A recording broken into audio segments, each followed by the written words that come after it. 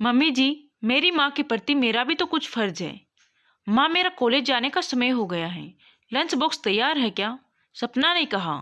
अरे सपना बिटिया, सब्जी पराठा बना दिया है। आज तुम खुद ही टिफिन में डाल लो, तब तक मैं चाय चढ़ा देती हूँ। सपना की माँ स्वर्णा जी ने जवाब दिया। सपना ने टिफिन भरते हुए बड़बड़ाते हुए कहा, माँ, रश्मि भाभी कब से मायके गई हुई है, आने का नाम ही नहीं ले रही। न जाने कब आएंगी। सारे घर का काम तुम्हें ही करना पड़ता है। अरे सपना बिटिया, क्यों सुबह सुबह बड़बड़ा रही हो? जब आना होगा तब आ जाएगी। पहली बार तो गई नहीं। देखो तुम्हारे रमन भैया आ रहे हैं। अब चुप हो जाओ और कॉलेज जाओ। सपना अपना लंच बॉक्स लेकर अपनी माँ स्वर्णा जी को बाय करते हुए कॉलेज के लिए निकल गई। रमन ने रसोई में आते ही कहा, माँ, जरा अदरक वाली कड़क सी चाय बना दो। रात में नींद ठीक से नहीं आई थी तो मेरा सर दर्द से फटा जा रहा है। तब तक मैं पिताजी के पास बैठा हूँ। थोड़ी देर में स्वर्णा जी चाय लेकर आ गई। बातों ही बातों में स्वर्णा जी ने अपने बेटे रमन से पूछा, रमन बेटा, रश्मि बहू कब तक आने वाली है? रमन ने कहा, माँ, कल रात रश्मि से बात तो हुई थी। उसकी माँ की आँख का ऑपरेशन तो हो गया है, पर डॉक्टर ने आराम करने के लिए कहा है। रश्मि अभी कुछ दिन और रुकने वाली है। स्वर्णा जी बोली, अरे बेटा, अब मुझसे भी रसोई में काम नहीं होता। उसे जल्दी आने को कहो। रमन ने कहा, माँ, तुम्हें तो मालूम है ना, साल भर पहले ही उसके पिताजी का निधन हो गया था और वह अपने घर की इकलौती बेटी है, तो उसे ही अपनी माँ का ध्यान रखना पड़ेगा। और हाँ माँ, तुम भी रश्मि की माँ को फोन करके हाल चाल पूछ लेना, उन्हें भी अच्छा लगेगा। समय मिलते ही स्वर्णा जी ने रश्मि को फोन लगाया और कहा, तुम्हारी माँ की तबीयत कैसी है और तुम कब तक आ रही हो? मुझे यहाँ पर घर के सारे काम करने पड़ रहे हैं और रसोई के काम की तो मुझे आदत ही छूट गई है। रश्मि ने जवाब देते हुए कहा, मम्मी जी, कुछ दिनों के लिए आप खाना बनाने वाली रख लीजिए। अरे बहू, तुम तो ऐसे कह रही हो जैसे पैसे पेड़ पे लगते हों। तुम अपनी माँ की देख रेख के लिए किसी रिश्तेदार को बुला लो और तुम यहाँ आ जाओ। तुम्हें तो मालूम है ना, सपना की शादी को अब कुछ ही महीने बाकी हैं। सारी तैयारियां भी करनी है। स्वर्णा जी ने थोड़ी ऊंची आवाज में कहा। रश्मि बहू ने भी जवाब देते हुए कहा कि मम्मी जी, मेरी माँ के प्रति मेरा भी तो कुछ फर्ज है। स्वर्णा जी ने ताना देते हुए कहा, आज तुम्हारा भाई होता ना तो तुम्हें बार बार दौड़ना नहीं पड़ता। ऐसा कब तक चलेगा? और ये कहकर फोन पटक दिया। रश्मि को भाई ना होने का ताना सुनकर बहुत बुरा लगा, पर वह चुप रही।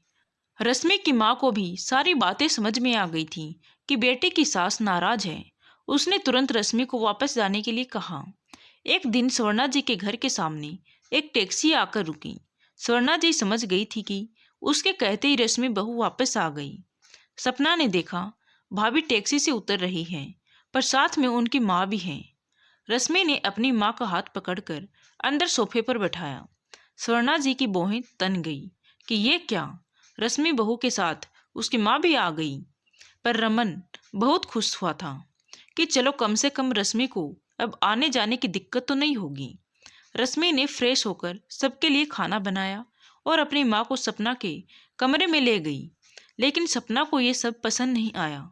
उसने तुरंत अपनी भाभी को कहा, भाभी, मेरे कमरे में आपकी माँ को क्यों लाई हो? ये सब मुझे पसंद नहीं है। अरे सपना, कुछ ही तो दिनों की बात है, तुम माँ के साथ रह सकती हो। मौका मिलते ही रश्मि ने अपने पति रमन से कहा कि देखो, मैंने निर्णय लिया है कि माँ का घर बेचकर हम यहीं कहीं अपने पास में घर खरीद लेते हैं, जिससे माँ हमारे पास ही रहे।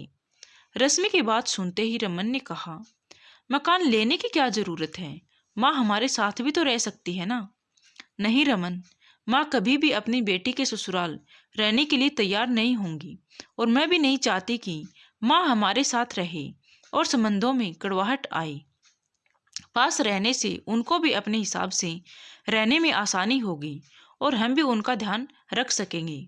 कुछ दिनों में रश्मि ने अपनी माँ के लिए घर ले लिया और सामान शिफ्ट कर दिया। रश्मि अपने घर से ही अपनी माँ के लिए चाय, नाश्ता और दोनों समय का खाना पहुंचा दिया करती थी और समय समय पर अपनी माँ को दवाई देकर आती थी। रश्मि की माँ भी खुश थी कि बेटी साथ में तो नहीं है, लेकिन पास में तो है। एक दिन स्वर्णा जी ने कह दिया, रश्मि बहू, ऐसे कब तक रोज रोज अपनी माँ को खाना पहुंचाती रहोगी? आपकी माँ के लिए एक काम वाली रख दो, वो उनका पूरा ध्यान रखेगी। और तुम्हारे पिताजी की भी पेंशन तो आती ही होगी, उनका खर्चा भी चल जाएगा। मम्मी जी, ये आप क्या कह रही हैं? जो हमारे यहाँ इतने लोगों का खाना बनता है, उसी में माँ का भी बन जाता है। फिर भी आप कह रही हैं तो यही सही। रश्मि ने कहा। रमन को अपनी माँ की बातें बहुत बुरी लग रही थीं, लेकिन वह चुप रहा ताकि घर में किसी तरह का कलह ना हो।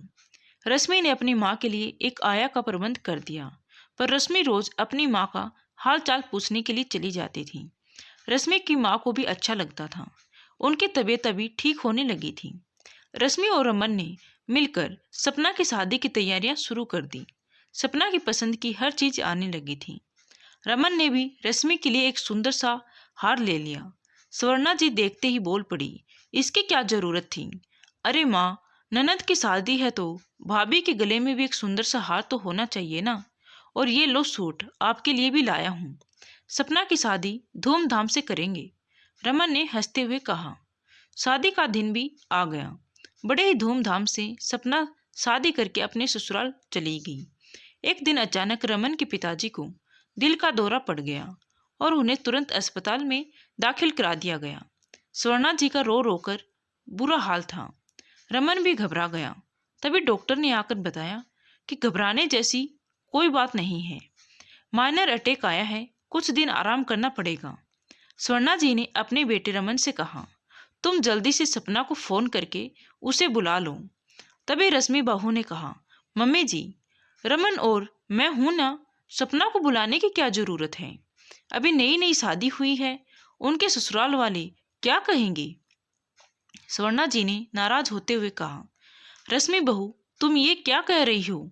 उसके पिताजी की इतनी तबीयत खराब है, सपना के आने से उन्हें अच्छा लगेगा। रमन, तुम सपना को फोन करो। तभी रमन ने कहा, देखा ना माँ, आज पापा जी की तबीयत खराब हुई तो आप अपनी बेटी सपना को बुलाने के लिए कैसे कर रही हो? तो फिर आप ये कैसे भूल सकती हो कि रश्मि की माँ भी अकेली है, जबकि आपके पास तो पापा जी भी हैं और आपके बेटे बहू भी हैं, लेकिन रश्मि की माँ के पास तो कोई भी नहीं है। फिर भी आप एक औरत होकर एक औरत का दर्द ही नहीं समझ पाई।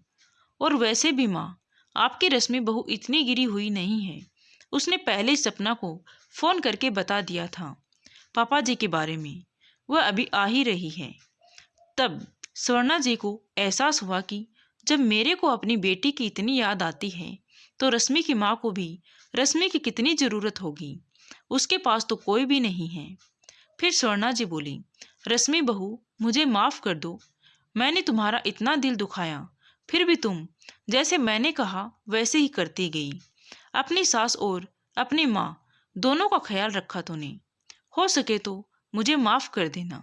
दोस्तों, कहानी कैसी लगी कमेंट करके जरूर बताएं। अच्छी लगी हो तो प्लीज़ वीडियो को लाइक, शेयर व सब्सक्राइब जरूर करें। Thank you.